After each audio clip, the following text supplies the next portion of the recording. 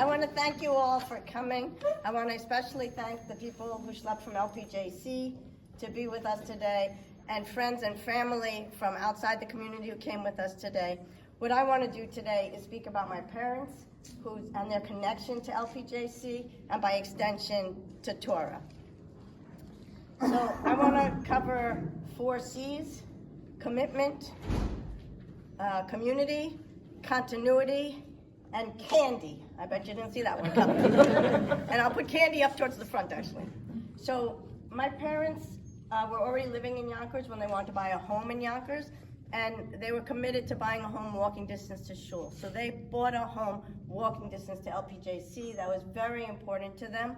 And then every Saturday morning, my father would get up early and go around on hospitalized patients, but he would always be home by 9 a.m.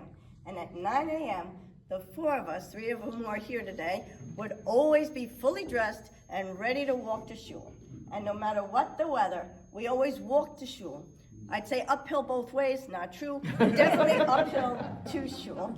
Once we got to shul, we'd sit with Dad, and I really think that was one of his happy places, and he would daven, and he would read the Parsha, and he would relax, surrounded by family. Jump ahead years later, I don't think we kids were really around anymore when he became the regular gabbai, so he didn't get to relax so much. Every Shabbat he was up on the bima, sort of orchestrating that sort of dance that takes place when the Torah is out. Where do you stand? Where do you go? What blessings are we reading? Always announcing what page we're on. Mom would get to shul, but she'd get to shul later.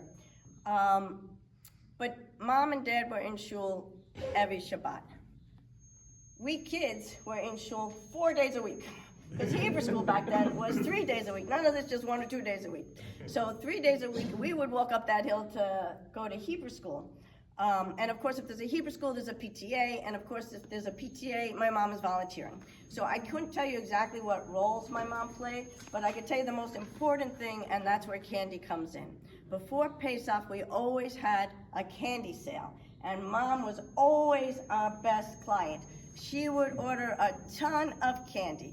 And like this week, that candy would be sitting in the den in a bag, not to be touched, because that was for Passover. And for Mom, Passover and really all of Judaism was about the joy and what you can have, not what you can't have. So Pesach was a very sweet holiday, and I can still taste those chocolate lollipops by Barton. I'm sure some of you know what I'm talking about.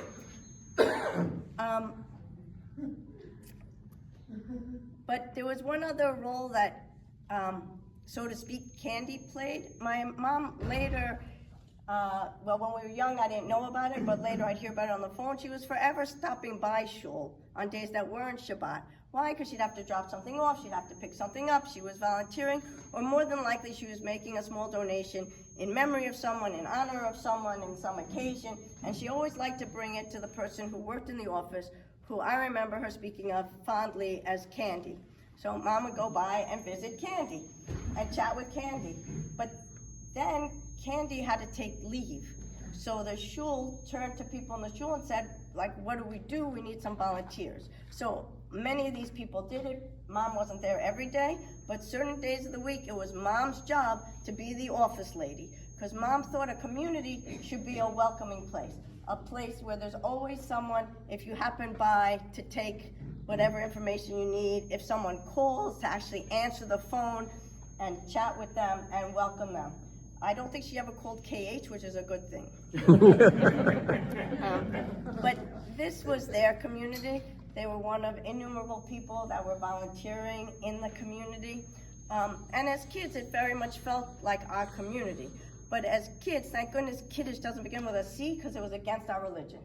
We did not stay for Kiddush lunch. As soon as shul was over, we went home.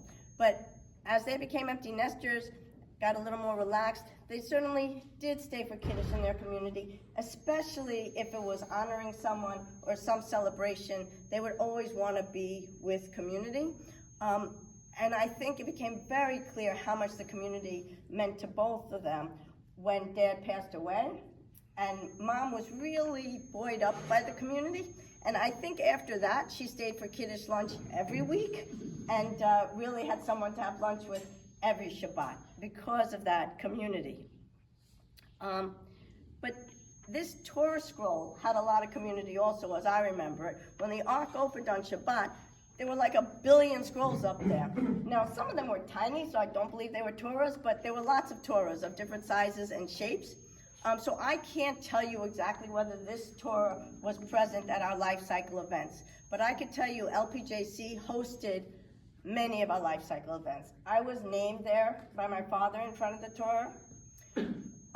All 4 of us celebrated our bar and bat mitzvahs at LPJC in front of the Torah. We had our ufrufs at LPJC, and actually Teddy and Beth, who are sitting in the back, and Elise, and unfortunately Barry's not feeling well, so he's not here, were married in LPJC in front of the Ark, and perhaps this Torah was witness to that. So this brings me to the final C, continuity. And I think this gift of the Torah represents LPJC passing the Torah to our community, to Kol HaNeshama. It also represents the Torah, as we heard, is from before 1800, passing through generations, from generation to the current generation, and God willing, to future generations. And my hope is that we'll be able to have many, many joyous times with this Torah. But I like to think that some of Mom and Dad's kindness and wisdom is sort of wrapped up in this Torah. So may their memory be a blessing. Amen.